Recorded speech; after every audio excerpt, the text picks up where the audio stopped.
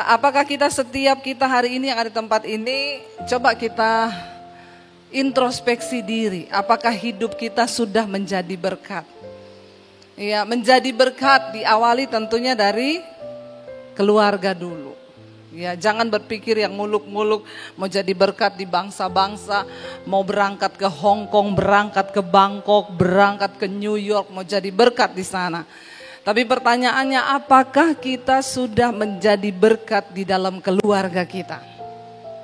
Saya percaya orang yang menjadi berkat di dalam rumah tangga keluarga baru bisa Tuhan pakai untuk menjadi berkat di tempat yang lain. Amin. Karena kalau sudah jadi berkat di tempat yang lain, di dalam rumah tidak menjadi berkat, itu berarti kemunafikan. Hari ini saya diberi tema dari Yeremia pasal 29 ayat yang ke-7. Tapi seperti biasa saya ingin kita membaca perikop ini dari awal agar kita tahu kenapa ada ayat ini, saudara. Ayat yang ke-7 kita lihat di sana dikatakan, usahakan kesejahteraan kota kemana kamu aku buang, dan berdoalah untuk kota itu kepada Tuhan sebab kesejahteraannya adalah kesejahteraanmu. Seringkali kita cuma hafal ayat 7-nya ini saja. Tapi kita mau lihat dari awal, kenapa ada ayat ini, dari mana ya, supaya kita mengerti. Saudara, saya ingin kita baca dari ayat yang pertama. Kalau saudara lihat judul perikopnya di sana, surat kiriman kepada orang-orang buangan di Babel. Jadi ceritanya ketika ayat ini ditulis, bangsa Israel sedang mengalami pembuangan. Mereka dikalahkan oleh Raja Nebukadnezar. Ya, kenapa? Karena kebebalan mereka. Jadi siklus bangsa Israel itu kita udah tahu. Diberkati, berbuat dosa, dimurkai, dihukum, bertobat. Nanti kalau bertobat dikasihi lagi sama Tuhan, murka lagi, akhirnya mereka berdosa lagi, dimurkai lagi, seperti itu terus. Nah, ketika zaman ini dalam kitab Yeremia, mereka diangkat dalam pembuangan di Babel, termasuk para pemimpin, para imam, para nabi. Kenapa? Karena semua sudah berdosa. Nah, kita pengen tahu dari mana ayat ini. Kita baca ayat yang pertama, firman Tuhan berkata, saya baca ayat 1 saudara, dan 2 dan seterusnya. Beginilah bunyi surat yang dikirim oleh Nabi Yeremia dari Yerusalem kepada tua-tua di antara orang buangan, kepada imam-imam, kepada nabi-nabi, dan kepada seluruh rakyat yang telah diangkut ke dalam pembuangan oleh Nebukadnezar dari Yerusalem ke Babel. Ayat 2. Itu terjadi sesudah Raja Yekonya beserta ibu suri, pegawai-pegawai istana, pemuka-pemuka Yehuda dan Yerusalem, tukang dan pandai besi telah keluar dari Yerusalem. Semua diangkut. Raja, permaisuri, tukang, orang pinter, orang pandai, ahli-ahli diangkat ke Babel semua. Ayat yang ketiga berkata, surat itu dikirim dengan perantaraan Elasa bin Safan dan Gemaria bin Hikia yang diutus oleh Sedekia Raja Yehuda ke Babel kepada Nebukadnezar Raja Babel. Bunyinya, jadi kerajaan Israel terbagi atas 2 kerajaan pada zaman itu, utara dan selatan, ya, Yehuda dan Yerusalem.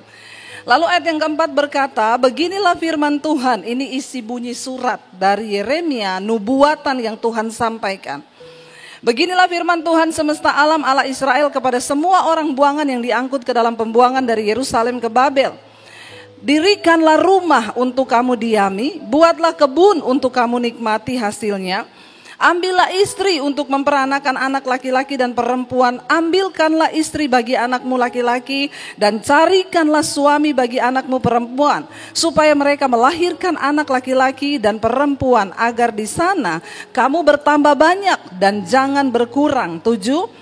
Usahakanlah kesejahteraan kota kemana kamu aku buang, dan berdoalah untuk kota itu kepada Tuhan sebab kesejahteraannya adalah kesejahteraanmu juga. Ayat 8, sungguh beginilah firman Tuhan semesta alam Allah Israel. Janganlah kamu diperdayakan oleh nabi-nabimu yang ada di tengah-tengahmu, oleh juru-juru tenungmu, dan janganlah kamu dengarkan mimpi-mimpi yang mereka mimpikan. Sebab mereka bernubuat palsu kepadamu demi namaku, aku tidak mengutus mereka. Demikianlah firman Tuhan. Ayat yang ke-10, sebab beginilah firman Tuhan, apabila telah genap 70 tahun bagi Babel, barulah aku memperhatikan kamu. Aku akan menepati janjiku kepadamu dengan mengembalikan kamu ke tempat ini. 11 ayat hafalan kita, baca sama-sama. Sebab aku ini mengetahui rancangan-rancangan apa yang ada padaku mengenai kamu. Demikianlah firman Tuhan, yaitu rancangan damai sejahtera dan bukan rancangan kecelakaan, untuk memberikan kepadamu hari depan yang penuh harapan. Jadi kita tahu konteks dari ayat ini. Kenapa ayat ini keluar? Dia konteksnya waktu itu bangsa Israel sedang dalam pembuangan. Karena ketidaktaatan mereka dibuang. Tapi Tuhan itu luar biasa. Namanya bangsa pilihan. Mau dimurkai, dibuang, tetap diperhatikan Tuhan. Kenapa Tuhan izinkan mereka dibuang? Supaya mereka bertobat. Saudara, hari ini sedang ada di manakah engkau? Saya tahu dan saya mengerti. Berada di dalam pembuangan itu, saya mau tanya, enak atau tidak? Enggak enak. Kenapa enggak enak? Karena mereka harus keluar dari zona nyaman. Bayangkan udah punya rumah di Yerusalem, menikmati segalanya, tiba-tiba datang Babel menyerang Yerusalem, Nebukadnezar menaklukkan semuanya, dibawalah mereka ke Babel. Tidak enak, mereka harus pergi dengan paksa menjadi orang-orang buangan di negeri orang, disuruh kerja di Babel. Tetapi dalam keadaan tidak enak pun Tuhan masih berfirman. Hari ini engkau ada di dalam keadaan yang tidak enak sekalipun, asal engkau masih mendengar suara dan tuntunan Tuhan, itu masih harus berkata puji Tuhan. Kenapa? Karena tujuan Tuhan itu pasti mendatangkan kebaikan bagi hidup kita. Di tengah keadaan yang tidak enak, Tuhan suruh bangsa ini tetap menjadi berkat. Kamu harus tetap menjadi berkat sekalipun tidak enak. Bagaimana Tuhan menuntun mereka? Yang pertama di sana dikatakan apa tadi Tuhan bilang sama mereka? Kamu di pembuangan jangan jadi batu sandungan. Itu di negara orang. Ya, jadi Tuhan berkata yang pertama, bagaimana kamu jadi batu sandungan? Dirikanlah rumah untuk kamu diami, buat kebun untuk kamu nikmati hasilnya, supaya hidupmu jangan jadi batu sandungan. Jadi berkat artinya apa? Pertama, kita harus bekerja, buat kebun, bikin rumah, supaya jangan susahkan orang. Katakan amin. Saya nggak bisa beli rumah, Bu, belum bisa bangun rumah, ya sudah, ngekos enggak apa-apa, asal jangan jadi batu sandungan. Ya, ngekos nggak masalah, yang penting jangan jadi batu sandungan. Pinjem uang kanan kiri di tempat kos-kosan, wah itu udah terkenal, Bu, kalau minjem nggak pernah balik. Di sini tidak ada, amin. Kalau ada jangan angkat tangan. Nanti kita baptis ulang. Direndam berapa? 15 menit. Nanti buka mata langsung di rumah Bapa di sorga. Lebih baik tubuhnya binasa tapi jiwanya selamat. Banyak orang Kristen tidak menjadi berkat, utang tidak bayar. Kita ngomong jadi berkat nomor satu, uang dulu deh. Kalau hidup kita tidak bisa dipercaya dalam hal uang, maka tidak mungkin dalam hal yang lain kita dapat dipercaya. Itu kata firman Tuhan. Bagaimana hidup kita menjadi berkat, saudara? Jangan jadi batu sandungan. Ya, di RT kita, sudahkah kita jadi berkat? Itu, Bu, rumah itu paling terkenal. Bayar iuran sampahnya, gak pernah bayar. Padahal itu orang Kristen loh, kata tukang sampah. Ya, kalau di RT suruh bayar nambah ini nambah ya iuran sampahnya jadi 50.000. Nggak usah marah-marah, nggak usah bersungut-sungut.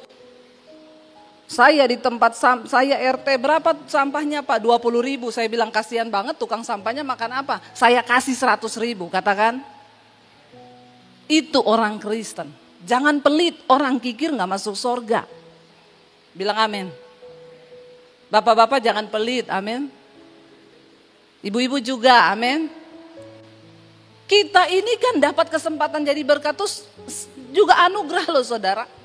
Ya, jangan sampai saudara tuh di RT terkenal orang antik. Itu antik kok Bu. Belum ngomong apa-apa sumbangan udah marah-marah duluan dia. Itu banyak saya dengar orang Kristen yang tidak menjadi berkat di lingkungan keluarga, di dalam lingkungan bertetangga. Biar kita ini dikenal sebagai suratan Kristus yang terbuka. Ya, saya kasih tukang sampah 100.000 plus sembako tiap bulan. Bagaimana dia tidak senang mengambil sampah di rumah saya? Kadang bukan hanya sampah, kue saya kasih saudara. Jadi dia suka. Ada orang bayar sampahnya telat terus, itu udah marah-marah, dinaikin 5.000 aja marah-marah. Udah gitu kata tukang sampahnya, itu Bu paling telat, sampahnya paling banyak. Kata tukang sampahnya, kalau orangnya ada di depan sih mau kalian saya angkat masukin tong. Karena jadi sampah Mas ya. Ya, jadi berkat saudara, nggak usah muluk-muluk. Nomor 1 dalam hal uang dulu, jangan pelit. Bapak-bapak, ya engkau juga di dalam keluarga harus menjadi berkat bagi istri dan anak-anakmu. Ya, jangan sampai di dalam rumah saja kita tidak menjadi berkat. Bagaimana kita bisa jadi berkat di luar? Kita nggak usah ngomong muluk-muluk saudara. Kita mulai dari rumah tangga kita terlebih dahulu menjadi berkat. Tuhan bilang nomor 1, bangun rumah, bikin kebun. Tanami dari hasil tanahmu, kamu akan hidup. Kamu akan makan. Jangan meminta-minta, selama Tuhan kasih kita kesempatan, itu pasti Tuhan kasih kita kekuatan untuk berjuang di dalam hidup ini. Saya dapat telepon dari seorang wanita, Bu, saya mau bunuh diri Bu. Kenapa Ibu mau bunuh diri? Saya ini istri simpenan. Terus sekarang suami orang itu yang simpen saya, dia memutuskan balik sama istrinya. Dia enggak mau kasih saya bulanan lagi. Saya bilang puji Tuhan, haleluya 12 kali. Lah ibu mau bunuh diri kenapa Bu? Itu puji Tuhan, haleluya 12 kali. Itu kesempatan Tuhan berikan supaya ibu bertobat.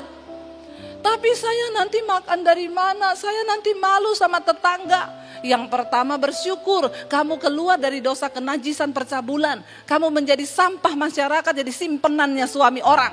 Bertobat, kamu juga tidak menjadi berkat bagi anak-anakmu.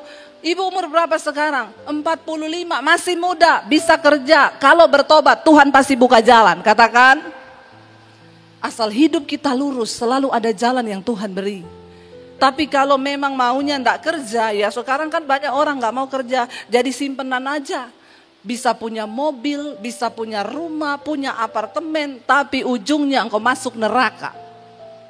Saya berdoa bagi setiap orang Kristen yang mendengarkan khotbah saya ini, karena ini siaran online. Saya lihat yang nonton tuh puluhan ribu kalau khotbah saya. Ya, dengar baik-baik, engkau yang hari ini jadi simpenan, bertobat. Jangan engkau memperoleh dunia dan segala isinya, tapi engkau kehilangan nyawa. Buat apa punya mobil, punya rumah? Tapi ada orang Kristen yang jadi simpenan, punya mobil, diangkat di Facebook. Puji Tuhan, berkat Tuhan. Padahal yang ngasih suami orang. Gitu bilang berkat Tuhan, pret. Bertobat saudara ya. Ayo kita jadi berkat hidup ini.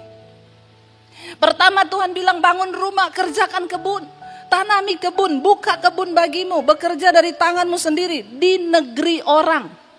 Kenapa Tuhan buang bangsa ini ke negeri orang? Supaya mereka tuh belajar. Supaya mereka belajar bagaimana hidup menjadi berkat. Ya, keluar dari zona nyaman mereka. Lalu yang berikutnya di sana Tuhan bilang apa? Ambillah istri untuk memperanakkan anak laki-laki dan perempuan bagimu. Jangan ambil simpenan. Ambil istri kata Tuhan. Supaya dia tidak bersinah. Supaya kamu itu sah. Ambil istri, ambil suami. Jangan hidup di negeri orang dalam kenajisan, melakukan percabulan, melakukan perselingkuhan dengan istri orang, dengan suami orang. Bertobat, Tuhan bilang bagaimana kamu jadi berkat, ambil istri. Kalau kamu perempuan, ambil suami, lalu beranak cuculah di sana. Ketika kamu sudah punya anak, Tuhan bilang lagi, ambilkanlah istri bagi anakmu laki supaya ndak kumpul kebo. Ambil istri yang sah. Kalau engkau punya anak perempuan, di sana dikatakan apa di sana? Ya, dan carikanlah suami bagi anakmu perempuan. Supaya apa kata firman Tuhan? Supaya mereka melahirkan anak laki-laki dan perempuan, agar di sana kamu bertambah banyak dan jangan berkurang alias punah. Tapi zaman sekarang itu saudara, apalagi di luar negeri ya, kita lihat orang-orang sekarang bergeser nilai-nilainya. Mereka itu banyak tidak mau punya anak, tidak mau terikat dalam ikatan pernikahan. Jadi di luar negeri itu mereka bilang, ya udah kita pacaran tinggal bareng, oke, kumpul kebo, yang penting jangan punya anak. Jadi kalau kita sama satu kali nanti mau pisah ya pisah aja, nggak ada ikatan. Itu yang terjadi sekarang. Dunia semakin bergeser. Tidak menjadi berkat kalau orang itu hidup sama-sama tapi tidak menikah. Tuhan bilang carikan anakmu istri, carikan anakmu suami supaya mereka tuh beranak bercucu di sana. Lalu di sana dikatakan apa? Usahakanlah kesejahteraan kota kemana kamu aku buang, dan berdoalah untuk kota itu kepada Tuhan. Sebab kesejahteraan kota itu juga kesejahteraanmu. Mari kita mulai hidup saudara, makanya saya bilang berdoa menjadi berkat. Kita doakan bangsa ini, kita doakan kota kita, kita doakan lingkungan kita. Tidak usah muluk-muluk, dimanapun engkau berada jadilah berkat. Saya ini sudah melihat bagaimana ketika kita berjalan dalam ketaatan, Tuhan bahkan sanggup membalikan keadaan. Apa yang tidak mungkin bagi Tuhan itu mungkin. Apa yang gak masuk akal, bagi Tuhan masuk akal. Saya berulang-ulang bersaksi, awal pandemi kemarin itu bagi saya dan suami, kemungkinan terburuk kita jual rumah Jakarta pulang ke Solo. Tapi saya bilang sama Tuhan, Tuhan, apapun yang terjadi dengan hidupku, mau saya kehilangan rumah, kehilangan segalanya, bagiku Tuhan tetap baik. Awal pandemi tahun lalu kita cuma punya uang 10 juta. Anak saya bilang, saya mau kuliah mam, enggak usah kuliah dek, tidak menentukan masuk surga itu kuliah. Karena memang saya sudah enggak tahu jalan ini apa, pandemi sampai berapa lama, kita benar-benar enggak ada pemasukan. Ya, saya enggak tahu harus berbuat apa, tetapi saya cuma percaya satu firman Tuhan, orang yang setia taat melakukan firman, pasti akan melihat penggenapan janji Tuhan. Bahkan di tempat pembuangan, dimanapun engkau berada, Tuhan akan menyertai. Apa yang terjadi saudara? Cuman 1 tahun saya melihat Tuhan membalikkan keadaan. Gak jadi jual rumah, malah beli rumah. Wow, gak Tuhan kita. Tuhan kita ajaib. Ya, bahkan beberapa waktu yang lalu saudara yang ikuti IG saya, mungkin saudara melihat saya angkat, saya diberi mobil saudara. Bukan dari simpanan saya loh. Dari seorang jemaat mesbah doa, dia bilang, Ibu terima kasih. Ibu tidak pernah mengenal lelah memberitakan firman siang dan malam. Karena saya bilang, memang panggilanku itu adalah menyampaikan firman. Makanya saya bingung kalau pandemi gini banyak pendeta nganggur. Pendeta tidak boleh nganggur, kita dipanggil untuk memberitakan Injil. Ya, lalu saya pernah ngomong sama suami saya, ini kan keadaan keuangan kita sudah mulai lumayan. Bolehlah saya beli mobil untuk pelayanan. Supaya kalau kamu pakai mobil saya bisa pelayanan, tidak usah naik Grab. Kenapa saudara? Karena saya pernah pelayanan naik Grab. Mau pelayanan ke Kelapa Gading. Di cabang ini tapi yang Kelapa Gading. Naik Grab saudara. Mau pelayanan ke Kelapa Gading, turunnya di Sentul. Ajaib itu Grab. Saya udah bilang, Pak, Bapak tahu jalan ke Kelapa Gading? Oh tahu Bu, itu daerah kekuasaan saya. Oke, saya tetap hidupin map ya Pak. Enggak usah. Saya bilang, Google Map-nya bilang, ambil jalan keluar di sebelah kiri. Pak, kata Google kita keluar sebelah kiri. Oh enggak usah dengerin dia Bu. Ibu ngapain dengerin Google itu kebanyakan salah. Pak, saya sama suami setiap kali pelayanan kemana, kami ini nggak tahu tempatnya, tapi pakai Google Map selalu benar. Satelit dilawan saudara. Udah gitu tidak tahu tapi sok tahu, dan dikasih tahu tidak mau. Cilaka memang, orang Kristen banyak begitu, akhirnya tersesat. Saya bilang, Pak keluar loh. Enggak Bu, saya tahu, tenang, pokoknya Ibu tenang saja. Lurus lagi saudara.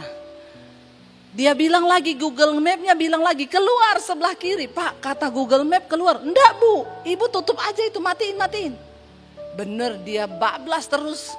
Saya lihat Pak, di depan Sentul. Saya sudah garuk kepala dari Kelapa Gading, udah telepon. Ibu sudah sampai mana ya? Udah mau selesai pujian. Saya bilang, Pak, kenapa kita sampai di Sentul Pak? Ini kita pasti jauh, saya pulang bagaimana? Ini saya mau pelayanan telat. Akhirnya saya udah kemerungsung, stres, keringetan, akhirnya panas. Pak putar balik Pak cepet. Dan kali ini Bapak dengerin saya ya. Bapak denger ini Google Map ngomong apa, Bapak turuti dia. Jangan Bapak suruh diam dia. Sekarang Bapak yang diam, biar Google Map yang bicara. Ini saya telat loh Pak, ini saya mau pelayanan gini-gini. Iya Bu, ya udah hidupin aja Bu. Di tengah jalan saya kepanasan, Pak AC mobilnya nggak dingin. Saya kencengin ya Bu, ini sudah paling kenceng loh. Karena mungkin senewen ya Pak Saudara. Tiba-tiba lagi jalan suara meledak, dor gitu ya. Saya bilang apa itu Pak, ban? Bukan, bentar Bu kita berhenti. Bu AC saya meledak. Saya bilang Tuhan sial apa saya ini tadi bangun pagi. Aduh Tuhan, saya telepon suami saya di Sentul. Kenapa bisa sampai ke Sentul? Dia dapat Grab-nya sok tahu. Astaga lah, makanya kan akhirnya udah saudara tanpa AC melanjutkan perjalanan, semakin keringetan lagi. Ya saya sampai, mereka udah ngulang-ngulang pujian, saya nyampe dalam keadaan keringetan, saya khotbah. Sopirnya bilang, saya tunggu aja ya Bu, terserah. Yang penting pulang, antar saya pulang ke rumah, jangan bawa saya ke Sentul lagi. Atau ke Parung sana. Iya Bu. Udah saudara, akhirnya dia sudah merasa bersalah juga. Udah saya khotbah pulang saudara. Akhirnya sampai rumah ya dia SMS saya. Ya saya tadi perbaiki AC di bengkel. Habisnya berapa? Saya tanya, 600.000 Bu. Ngantar ibu bayarannya segini, AC-nya malah meledak 600. Ya sudah Pak, minta nomor rekening. Saya transfer 1 juta saudara. Bayangkan, sudah mengalami yang tidak enak, tapi tetap harus menjadi berkat. Waktu saya transfer 1 juta, dia balas gini, Alhamdulillah ya Allah, subhanallah. Subhanallah. Terima kasih banyak loh Bu, saya itu gak bayangkan kalau penumpang saya bukan ibu, terus AC saya meledak, mana ada yang mau ganti. Iya puji Tuhan, tapi lain kali Pak, dengerin Google Map. Bapak sebelum jadi sopir Grab belajar dulu. Ya biar tahu arah dan jalan. Kasihan juga kalau penumpangnya dibawa putar-putar gitu habis waktunya. Saudara ya ayo kita jadi berkat yuk. Akhirnya saya bilang sama suami, makanya beliin saya mobil yang kecil supaya saya bisa nyetir. Tiba-tiba ada yang WA, Bu saya mau minta maaf ya. Ibu jangan tersinggung, kenapa? Saya mau beliin ibu mobil. Enggak perlu minta maaf. Haleluya 12 kali. Biasanya saya tuh kalau buka WA, ada orang minta maaf begitu, memang gak saya buka. Karena kebanyakan Bu minta maaf. Saya punya utang online besok jatuh tempo. Banyak orang Kristen yang model begitu. Jadi tolong ibu bayarkan ya nomor rekening saya ini tagihannya 6 juta. Saya bilang pret. Berdoa, andalkan Tuhan, bertobat, jangan utang. Makanya kalau yang minta maaf gak saya baca. Tapi ini maaf Bu, saya klik, saya mau beriin ibu mobil. Haleluya. Coba sering-sering yang minta maaf begini saudara. Saudara, ketika engkau rajin berbuat baik, kata firman Tuhan, siapakah yang akan berbuat jahat kepadamu? Engkau akan memiutangi Tuhan. Makanya ayo kita mulai hidup jadi berkat. Ya, jadi berkat bagi banyak orang supaya engkau melihat janji Tuhan digenapi. Apa maksudnya saudara? Yesus berkata, bangsa ini memuliakan aku dengan mulutnya tetapi hatinya menjauh daripadaku. Tuhan gak tertarik dengan perkataan kekristenan yang keluar dari mulut kita, tetapi Tuhan tuh melihat segala sesuatu yang bersumber dari hati. Ayat di dalam Matius pasal yang ke-16 ayat 18, Yesus berkata begini, Tetapi apa yang keluar dari mulut itu berasal dari hati, dan itulah yang menajiskan orang. Yesus berkata begini, bukan yang masuk ke dalam mulut yang menajiskan kita, tetapi bukan makanan, bukan segala sesuatu yang masuk ke dalam tubuh kita, tetapi apa yang keluar dari mulut kita itu meluap dari hati kita, kata Tuhan. Jadi itu yang menajiskan orang. Ayat 19 dia berkata begini, Matius 15 ayat 19, karena dari hati timbul segala pikiran jahat, pembunuhan, persinahan, percabulan, pencurian, sumpah palsu, dan hujat. Yesus berkata, semua bersumber dari hati manusia, saudara, ya. Beberapa kasus pembunuhan kita telah lihat, saudara. Kenapa? Karena dari hati yang terluka. Ketika hati kita nggak beres di hadapan Tuhan, ya, maka sesuatu ya bisa terjadi dari luar, yang keluar dari hati kita itu menimbulkan sesuatu yang tidak berkenan di hadapan Tuhan. Saudara, saya pengen kita sama-sama lihat salah satu contoh dalam Alkitab, yaitu Kain dan Habel. Kita tahu bersama Kain dan Habel itu keturunan pertama dari manusia pertama di bumi, ya, Adam dan Hawa. Lalu saudara, ketika pertama kali bayangkan, saudara bisa bayangkan manusia pertama yang ada di dunia itu sudah terjadi pembunuhan, saudara. Ya, kita tahu bersama Alkitab berkata ketika mereka mempersembahkan korban, Kain mempersembahkan korban, Habel juga mempersembahkan korban. Dan Alkitab berkata Tuhan mengindahkan persembahan Habel, tetapi dia tidak mengindahkan persembahannya Kain. Lalu apa yang terjadi? Kita tahu bersama Alkitab berkata lalu timbul iri hati. Ya, perhatikan baik-baik. Kain iri terhadap Habel yang persembahannya diterima oleh Tuhan. Padahal kan bukan salahnya Habel, saudara. Kenapa Habel persembahannya diterima lalu Kain tidak diterima? Ya, itu kan persoalan Tuhan yang menilai, ya, bagaimana hati Habel dan hati Kain, saudara. Ya, akhirnya Alkitab berkata ketika Kain melihat persembahan Habel diterima oleh Tuhan, lalu dia menjadi iri hati. Perhatikan, dari iri hati lalu dibiarkan terus, ya, ada perasaan iri hati yang timbul dalam hatinya Kain, dibiarkan terus lalu menjadi sakit hati. Dari iri hati menjadi sakit hati, lalu menjadi sebuah kebencian. Saya baru mengerti, saudara, Yesus berkata dari hati itu timbul, bahkan pembunuhan itu timbul dari hati. Kenapa, saudara? Karena Yesus pernah berkata begini, barang siapa yang membenci sesamanya manusia, dia adalah pembunuh manusia. Ya, perhatikan baik-baik, orang yang sakit hati kepada orang lain itu adalah benih pembunuhan, saudara. Lalu saudara, dalam Kejadian 4 ayat yang ke-6, firman Tuhan kepada Kain. Jadi Allah ini datang sama Kain ketika Kain lagi sakit hati, ya. Tuhan bilang begini, Kain, mengapa hatimu panas dan mukamu muram? Perhatikan baik-baik, orang itu kalau hatinya panas, mukanya itu pasti muram, ya. Saudara perhatikan, semua yang ada di dalam hati manusia itu, semua yang ada dalam hati kita, ya, itu bisa mempengaruhi apa yang ada di luar kita. Tuhan berkata kepada Kain, lihat, ya, kenapa hatimu panas sehingga mukamu itu muram? Saudara, yang di hati mempengaruhi yang di luar. Makanya saya suka bilang begini, ibu-ibu, Anda mau operasi plastik juga berapa kali operasi plastik, Anda mau lakukan kecantikan seperti apa, semua itu berawal dari hati kita. Kalau hati kita jahat, kalau hati kita penuh dengan kekotoran, hati kita penuh dengan iri hati, sakit hati, maka percuma. Kenapa? Karena contohnya Kain. Tuhan berkata, Kain, lihat, kenapa hatimu panas? Karena hatimu panas, mukamu jadi muram. Ya, lalu Tuhan berkata kepada Kain begini, apakah mukamu tidak akan berseri jika engkau berbuat baik? Tetapi jika engkau tidak berbuat baik, dosa sudah mengintip di depan pintu, ia sangat menggoda engkau, tetapi engkau harus berkuasa atasnya. Saudara, Tuhan memperingatkan Kain, ketika tadinya Kain sakit hati melihat Habel bukan sakit hati, tadinya iri hati. Dari iri hati dibiarkan menjadi sakit hati, lalu menjadi sebuah kebencian, lalu timbul niat jahat dalam hati Kain. Tuhan mengingatkan, Kain, kenapa mukamu panas, hatimu panas sampai mukamu itu muram? Saudara, ya, lalu Tuhan berkata, kalau engkau hatimu itu baik, engkau rajin berbuat baik, maka mukamu pasti berseri-seri. Dari tampak luar saja, Tuhan sudah tahu loh, kalau Kain itu sakit hati kepada Habel, dari wajahnya muram, Tuhan tuh lihat bahwa hatinya itu panas, saudara.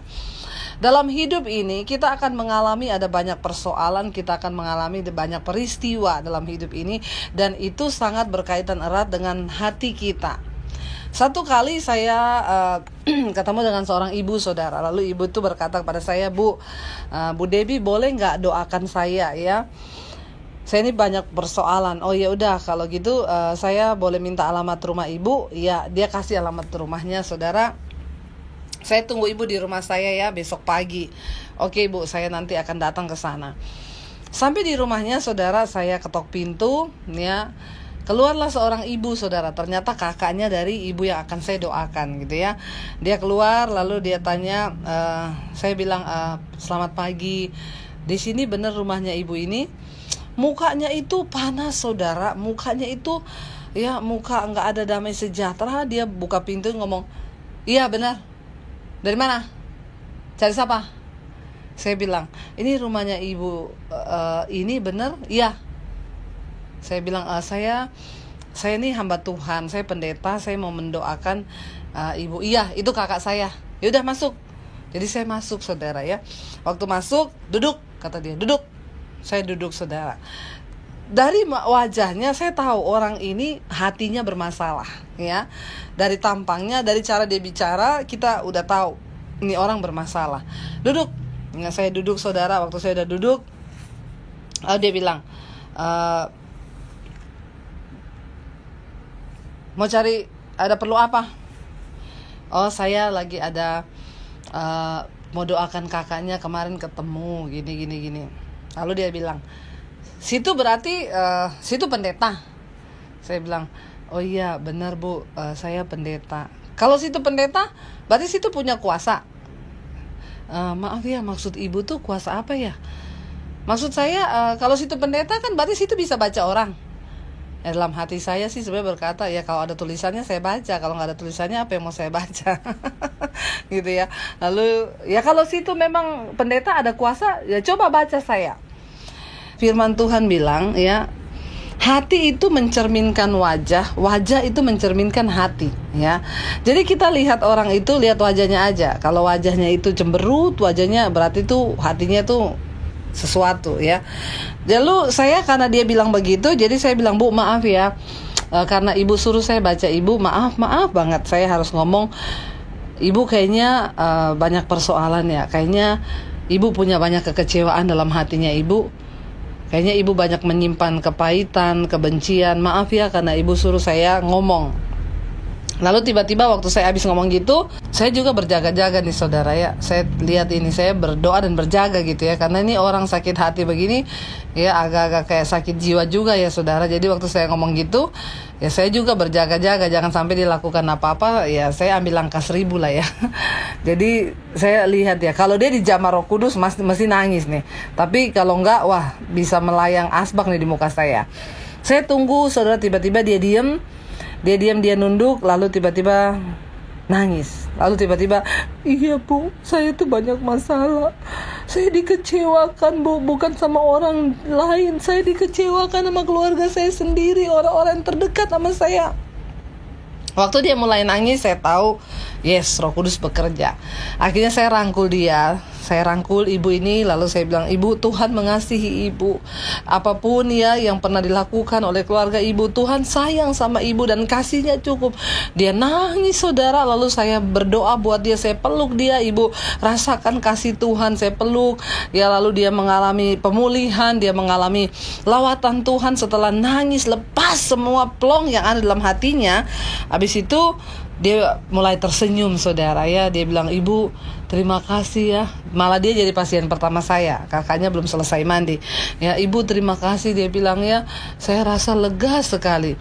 Jadi ibu ini karena dia mengalami banyak tekanan dalam hatinya, lalu dia tidak ada pelampiasan, gak ada yang layani selama ini. Dia juga mungkin tidak mengenal Tuhan dengan benar ya. Jadi itu disimpan. Bayangkan kepahitan, sakit hati, iri hati, kebencian yang disimpan, itu saudara akan melahirkan, akan menjadi sebuah karakter ya. Makanya ketemu dari mana? Siapa? Ya saya ngerti gitu ya. Lalu setelah selesai saya doakan, mulai senyum dia. Lalu dia mulai tanya, Ibu mau minum apa? Gitu ya. mau minum kopi nggak Bu? Ya saya jawab aja iya. Ya kalau sekarang saya berani jawab saudara, iya Bu boleh kopi ya. Tapi kalau dia tanyanya gini, minum apa? Hah? Kopi apa teh? Jangan jawab saudara, nanti yang keluar kopi pakai sianida. Bisa mati ya. Saudara, ya pentingnya hati. Yesus berkata, dari dalam hati itu timbul kejahatan, pembunuhan. Kita pernah tahu dulu ada kisah ya, seorang wanita yang membunuh sahabatnya dengan menaruh racun sianida dalam kopinya, saudara. Kenapa itu bisa terjadi? Karena ada hati yang terluka. Karena ada hati yang kecewa, karena ada hati yang terluka, lalu itu pembunuhan itu terjadi. Saya juga bahkan pernah melihat sebuah berita di televisi, ada seorang ibu yang nekat membunuh suaminya, saudara. Padahal kalau lihat tampang ibu itu, dia bukan tipe yang kayak preman gitu ya, yang rambutnya apa, enggak ibu.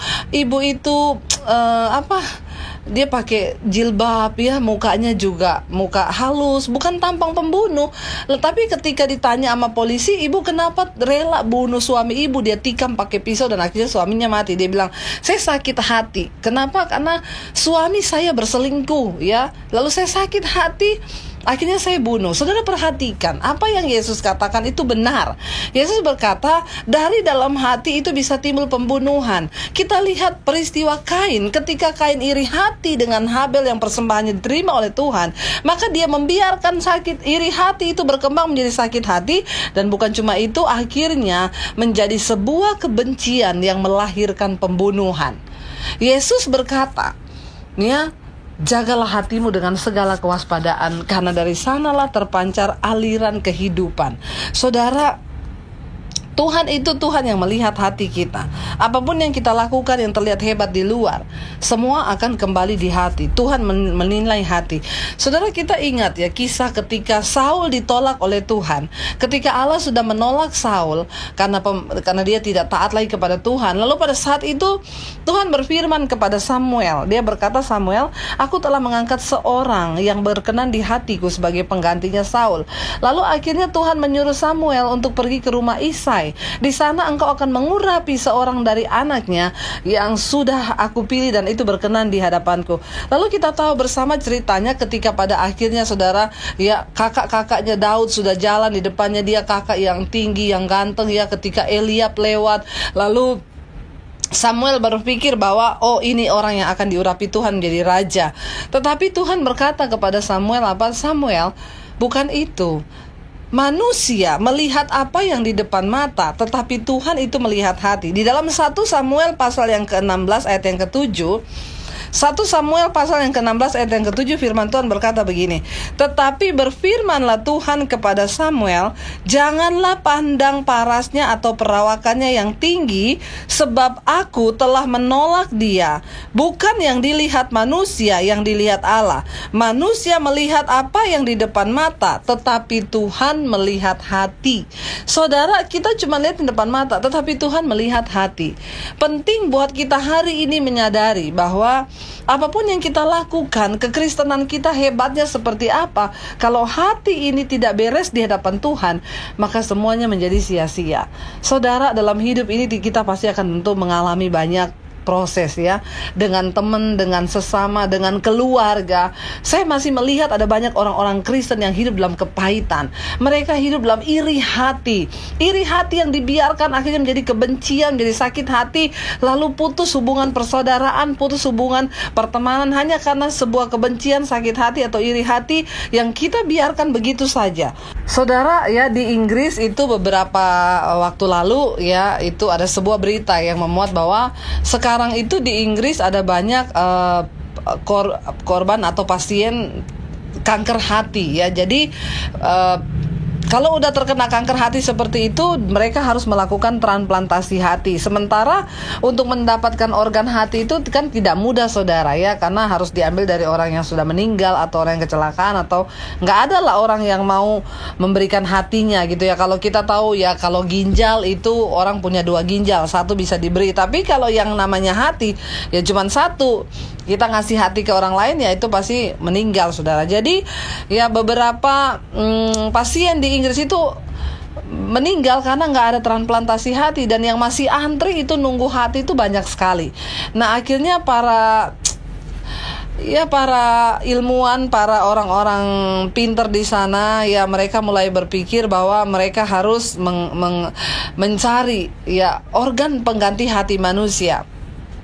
Lalu mereka mulai membuat penelitian, dan akhirnya apa yang ditemukan, mereka mendapatkan, saudara, bahwa dari semua hewan ya yang ada itu ditemukan hati hewan yang mirip dengan hati manusia itu adalah ditemukan pada babi ya. Jadi hati babi itu yang pertama, dia strukturnya mirip dengan struktur hati manusia, bentuknya, besarnya itu semua hampir sama dengan hati manusia. Lalu para ilmuwan itu berpikir mereka akan mencoba mencangkokkan hati babi itu kepada hati manusia, saudara.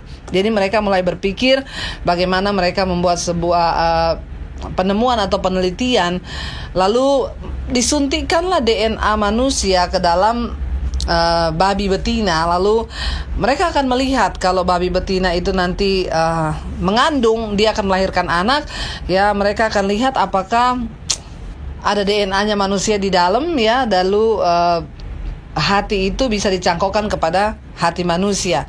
Saudara, ya kalau saya mau bilang sih ini adalah sebuah penelitian yang dalam tanda kutip agak gila ya, saudara. Kenapa? Karena manusia dengan kepintarannya mencoba ya melanggar kodrat Tuhan ya. Yang saya percaya Alkitab bilang hati itu sumber kehidupan. Jadi saudara bisa bayangkan kalau hati manusia diganti sama hati babi, ya itu jadinya apa gitu ya, saudara ya. Orang kita aja ya, hati manusia itu diciptakan Tuhan penuh belas kasihan. Kita kalau lihat orang lapar, kita kasihan. Kita lihat orang yang menderita, kita bisa timbul kasihan itu dari hati. Nah, saudara bisa bayangkan kalau hati manusia diganti sama hati babi, ya saya takutnya kita lihat orang menderita cuman gini-gini. Namanya juga hati babi, saudara ya. Jadi saudara, ya dunia ini semakin gila, dunia ini semakin melanggar kodrat Tuhan gitu ya. Jadi mereka ini penelitian itu lagi dilakukan, saudara ya. Bisa nggak mencangkokkan ke hati manusia? Saudara, kita nih punya hati diciptakan Tuhan. Ya, hati manusia itu adalah tempat Tuhan berbicara. Hati manusia ini, Alkitab bilang hati manusia itu tempat terang Tuhan. Hati nurani kita ini Tuhan menyimpan hukum-hukumnya di dalam hati manusia. Ini tempat kita menimbang hati, ini tempat kita mendengar Tuhan berbicara. Dalam hati kita bisa menerima terang yang dari Tuhan. Tetapi hati ini juga bisa disimpan dengan banyak sampah. Nah, hari ini saudara, pilihan kembali lagi ke tangan kita. Firman Tuhan berkata, Tuhan adalah Tuhan yang melihat hati. Firman Tuhan berkata, jagalah hatimu dengan segala kewaspadaan, karena dari sana terpancar aliran kehidupan. Hari ini kembali lagi pilihannya ada di tangan saudara. Kita mau isi hati kita dengan firman Tuhan ya, atau kita mau mengisinya dengan sakit hati, iri hati, kebencian, kepahitan kepada orang. Tidak ada guna, saudara. Ada banyak orang-orang hidup yang dalam kepahitan. Orang yang hidup dalam kepahitan hati tidak bisa melepaskan pengampunan, menyimpan kekecewaan. Itu orang yang hidup dalam kepahitan itu seumpama orang yang minum racun, tapi dia berharap orang lain yang mati. Nggak bisa ya. Ketika kita menyimpan kepahitan dalam hati kita, kekecewaan, dan kita nggak bisa lepaskan pengampunan, maka itu akan berpengaruh kepada karakter kita. Sehingga saya dapat telepon, saudara, dari seseorang ibu, Bu Debbie, saya tuh mau didoakan. Kenapa? Saya tuh heran loh, Bu. Saya ini ketemu siapa aja berantem. Di rumah saya berantem sama anak saya berantem sama suami saya. Di tempat kerja saya berantem sama teman saya. Di gereja saya juga berantem sama orang tempat saya pelayanan. Ini orang, saudara, kalau sama siapa dia berantem, ini berarti hatinya tuh nggak beres ya. Di rumah berantem, sama suami berantem, sama anak berantem, sama teman gereja berantem, sama semua orang berantem. Kita perlu cek kembali, saudara ya. Apakah ada banyak kekecewaan di hati kita? Apakah ada banyak kepahitan yang masih kita simpan? Saya berdoa, saudara, hari ini firman Tuhan berkata, jagalah hatimu dengan segala kewaspadaan, karena dari sana terpancar aliran-aliran kehidupan. Saudara, jangan biarkan setan mencuri damai sejahtera. Jangan biarkan setan menutup semua kebenaran Tuhan yang ada dalam hati kita, hanya karena kita iri, hanya karena kita kepahitan, hanya karena kita membenci. Ada orang orang yang hidup dalam iri hati, nggak bisa lihat saudaranya diberkati, iri, nggak bisa lihat saudaranya beli rumah, iri, nggak bisa lihat saudaranya beli mobil baru, iri hati. Bahaya saudara. Kita ini menjadi orang yang percaya kepada Tuhan, jadi pengikut Kristus, kita harus biarkan firman Tuhan masuk dalam hati kita. Dan kalau ada hal yang tidak berkenan, Daud berkata begini saudara, pada waktu malam hari, aku menyelidiki seluruh hatiku, dan aku berdoa, ya Tuhan, tahirkanlah hatiku. Saudara, mari, tiap hari kita merenung. Mari cek hati kita di hadapan Tuhan. Apakah hati kita benar, atau kita masih menyimpan kepahitan, atau kita masih menyimpan kekecewaan. Jangan sakit hati kepada siapapun. Kalau engkau mendengarkan firman ini hari ini, lepaskan saudara. Kenapa? Karena penyakit-penyakit itu datang ketika kita punya hati yang tidak kudus di hadapan Tuhan. Ketika engkau menyimpan kepahitan, engkau menyimpan kemarahan, engkau menyimpan sakit hati, maka itu tidak akan mendatangkan kebaikan. Sebaliknya, ya, Alkitab berkata, hati yang gembira itu obat yang manjur, tetapi semangat yang patah mengeringkan tulang. Perhatikan, hati yang gembira itu obat yang manjur. Mari saudara, menjelang akhir zaman ini, iblis akan menyerang ya kita dengan berbagai hal yang dapat membuat hati kita kecewa, membuat hati kita menjadi tawar, ya, membuat hati kita menjadi terluka, saudara, ya. Dan makanya ada sekarang orang punya istilah tuh baper, ya. Karena orang-orang gini hari ini, ya, ada banyak orang Kristen yang menang sama setan tapi kalah sama baper, ya. Baper itu bawa perasaan, ya. Apa-apa tuh bawa perasaan, apa-apa sakit hati, apa-apa iri hati, apa-apa benci, ya. Saya berdoa saudara hari ini, ya, firman Tuhan bilang Tuhan menaruh hukum-hukumnya dalam hati kita. Iya saudara, kita telah melihat bagaimana Kain yang hanya karena iri hati kemudian menjadi sakit hati lalu membunuh saudaranya sendiri. Hari ini kita mau belajar, Tuhan, biar Engkau melihat hati kami. Daud berkata di dalam Mazmur 16, ya, Mazmur 16 ayat yang ke 8, dia berkata begini saudara. Pemazmur berkata dalam Mazmur 16 ayat yang ke-8, aku senantiasa memandang kepada Tuhan, karena Ia berdiri di sebelah kananku, aku tidak goyah. Sebab itu hatiku bersuka cita, ya, dan jiwaku bersorak-sorai, bahkan tubuhku akan diam dengan tentram. Ya, Daud berkata begini, dia senantiasa memandang kepada Tuhan. Segala persoalan, entah itu tidak enak, entah itu enak, entah itu membuat kita tersinggung, karena memang semua yang ada dalam dunia ini sangat berkaitan dengan hati. Sebenarnya kalau kita bisa memenangkan hati kita, semuanya akan baik-baik saja. Tetapi orang yang baper, yang terus membawa segala sesuatu dalam hatinya, itu bahaya saudara. Daud berkata begini, aku senantiasa memandang kepada Tuhan. Jangan terlalu memandang kepada persoalanmu. Jangan terlalu memandang ketika engkau diremehkan, engkau dihina, engkau difitnah, engkau merasa sakit hati. Buang segala sakit hati hari ini saudara. Tanggalkan semua penyakit-penyakit hati kita. Kalau engkau mau berkenan di hadapan Tuhan, di sini kita mau seperti pemazmur. Dia bilang, aku senantiasa memandang kepada Tuhan. Apapun yang terjadi dalam hidupku, aku hanya mau pandang Tuhan. Aku hanya mau pandang kebenaran Tuhan, dan aku mau mengabaikan, ya, apa yang ada di hati ini. Dia bilang, aku senantiasa memandang kepada Tuhan, sebab itu hatiku bersuka cita. Haleluya saudara. Bagaimana kita tetap bisa menjaga hati kita bersuka cita di hadapan Tuhan? Karena kita tahu firman Tuhan berkata juga, hati yang gembira itu obat yang manjur. Ya saudara, orang yang senantiasa gembira, bersuka cita hatinya, dia akan memiliki tubuh yang sehat, hidup yang sehat. Kenapa saudara? Karena tadi ayat firman Tuhan di Amsal berkata bahwa, ya, jagalah hatimu dari segala kewaspadaan, karena dari hati itu terpancar kehidupan. Kehidupan yang seperti apa? Kehidupan yang sehat bisa terpancar dari hati kita. Ketika hatimu penuh dengan firman Tuhan, hatimu bersuka cita, hatimu gembira, maka tubuhmu juga sehat.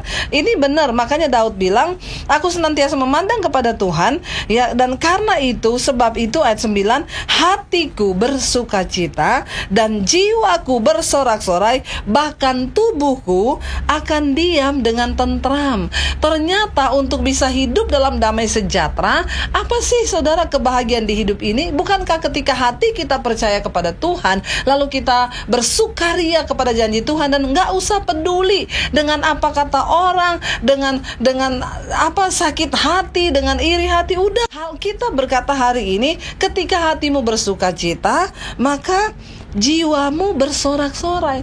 Ketika hati bersukacita, jiwa bersorak, maka tubuhku akan diam dengan tentram. Bukankah ini yang kita rindukan? Hidup kita ini singkat. Ya, hidup manusia di dunia ini singkat. Jadi ketika kita ini tahu hidup kita singkat, apa yang bisa kita lakukan, saudara? Hari ini firman Tuhan mengingatkan kita, mari jaga hati kita. Kalau hari ini engkau sedang kepahitan dengan saudaramu, dengan kakakmu, dengan adikmu, dengan iparmu, dengan orang tuamu. Ada orang-orang Kristen yang mengaku Kristen, mengaku percaya Yesus bertahun-tahun, tapi masih hidup dalam kepahitan. Saudara, itu akan menghalangi engkau menerima berkat Tuhan dalam hidupmu. Engkau sakit hati kepada orang, engkau iri hati, orangnya itu gak tahu hidupnya semakin diberkati. Anda yang rugi karena Anda tidak akan mengalami berkat Tuhan. Satu kali saya pernah, saudara, mendampingi seorang bapak yang dokter vonis dia sudah tidak ada harapan lagi. Dia ada di rumah sakit, di ruang ICU. Semua udah semua organ dalamnya itu sudah kena. Ya, jantung, ginjal, paru-parunya semua udah kena. Lalu dokter bilang, ya kita hanya berserah saja ya, karena ya sudah nggak bisa tertolong dan ya sudah harus berserah sama Tuhan. Lalu Tuhan ingatin saya untuk layani bapak ini kalau dia punya sesuatu di hatinya, saudara. Lalu saya tanya, Bapak ada ganjalan apa di hati ya Bapak? Kita berdoa, kita beresin hari ini di hadapan Tuhan. Ya, supaya satu saat ya kita menghadap Tuhan, ya kita ada dalam keadaan yang berkenan. Ya, lalu Bapak ada ganjalan apa di hati? Lalu dia cerita, dia kepahitan sama anaknya, saudara. Karena dulu waktu anaknya menikah, dia nggak setuju. Ya, lalu dia kepahitan sama anaknya dan dia mengutuk anaknya. Waktu dia nggak setuju dengan pernikahan anaknya, dia bahkan berkata, ya lihat saja ya, kamu menikah tanpa restu orang tua, hidupmu tidak akan bahagia. Aku kutuk kamu dan anak-anakmu. Bapak ini padahal Kristen, saudara, tapi itu bisa terjadi. Yang sudah puluhan tahun jadi Kristen, itu terjadi. Akhirnya saya bilang gini, Pak, Bapak mau lihat anaknya Bapak diberkati Tuhan gak? Iya, Bapak harus lepaskan pengampunan. Nggak ada pilihan lain. Lepaskan pengampunan buat anaknya Bapak, dan Bapak juga harus bereskan. Lalu dia bilang sama saya gini, enggak. Dia itu anak, saya ini orang tua. Ya, di mana-mana nggak ada itu yang namanya orang tua pergi minta maaf sama anak. Ya, yang ada itu anak lah yang harus cari orang tua. Lalu saya bilang gini, Pak, Bapak mau menuruti firman Tuhan atau mau mengikuti dagingnya Bapak, egonya Bapak? Di mana ayat firman Tuhan yang berkata, hai orang tua, janganlah meminta maaf kepada anakmu karena engkau lebih tua? Nggak ada. Yesus berkata, usahakanlah perdamaian, apalagi kalau hal itu bergantung kepada kita. Ya udah, lupakan semua yang terjadi, hidup damai aja biasa, nggak usah ada kepahitan. Lalu saya berdoa buat dia, akhirnya hatinya disentuh oleh Tuhan. Dan dia bilang, iya saya mau lepaskan pengampunan. Baik. Lalu dia telepon anaknya. Dia minta anaknya datang ke rumah sakit, saudara. Lalu ya saya bersyukur sekali bisa melihat hal yang indah sebelum dia dipanggil Tuhan. Anaknya datang ke rumah sakit. Ya, dia peluk anaknya, saudara. Lalu dia lepaskan berkat buat anaknya dan istrinya. Dia berdoa buat anaknya dan istrinya. Dia peluk mereka. Mereka memuji menyembah Tuhan. Dan akhirnya Bapak itu dipanggil Tuhan. Tapi satu hal yang menggembirakan saya adalah sebelum dia mati, sebelum dia menghadap, sebelum dia dipanggil oleh Tuhan, dia membereskan hatinya di hadapan Tuhan. Saudara, hari ini tidak ada yang mengetahui hati kita. Kenapa ayat itu berkata, jagalah hatimu dengan segala kewaspadaan? Kenapa, saudara? Karena yang bisa melihat hati itu bukan orang lain. Yang bisa mengerti hatimu, yang tahu posisi hati kita hari ini hanyalah kita dengan Tuhan. Hanya kita dengan Tuhan. Tidak ada orang lain yang tahu hati kita, tetapi hanya kita dengan Tuhan. Yang lain gak tahu. Karena itu kitalah yang harus menjaga hati kita. Saudara, engkau yang mendengarkan khotbah ini hari ini, dimanapun engkau berada, engkau yang tahu posisi hatimu sekarang. Kalau engkau punya kepahitan, kalau engkau punya kebencian, lepaskan, saudara. Punyalah hati yang bersih. Kenapa? Ingat, Kain membunuh Habel hanya karena iri hati. Tadinya karena iri hati berubah menjadi kebencian, lalu dia membunuh Habel, saudaranya. Semua yang jahat, Yesus bilang, berasal dari hati. Tetapi hati yang gembira itu obat yang manjur. Engkau akan bisa berbahagia dalam hidup ini ketika engkau isi hatimu dengan firman Tuhan. Tetapi ketika engkau mengisi hatimu dengan iri hati, kepahitan, dan sakit hati, maka engkau tidak akan pernah mengalami berkat Tuhan. Saya berdoa hari ini, biar kita semua mengetahui kebenaran ini, dan kita berdoa supaya Tuhan ikut menjaga hati kita. Tahirkan hati kami Tuhan. Saya berdoa dan saya mengatakan kepada saudara dimanapun Anda berada hari ini, kita gak punya pilihan lain. Kalau hidup kita mau berkenan di hadapan Tuhan, bereskan hatimu hari ini juga. Lepaskan pengampunan. Kalaupun engkau berkata, saya sudah tidak bicara dengan saudara, saya sudah lama. Kalau itu bergantung kepadamu, usahakanlah perdamaian saudara. Ya, tapi dia nggak mau. Kalau dia nggak mau, itu terserah dia. Tapi saudara sudah melepaskan pengampunan dan engkau berdoa buat dia. Dan Tuhan mengerti hati kita. Bukan untuk kebaikan orang lain, tapi untuk kebaikan kita sendiri. Mari kita akan sama-sama berdoa.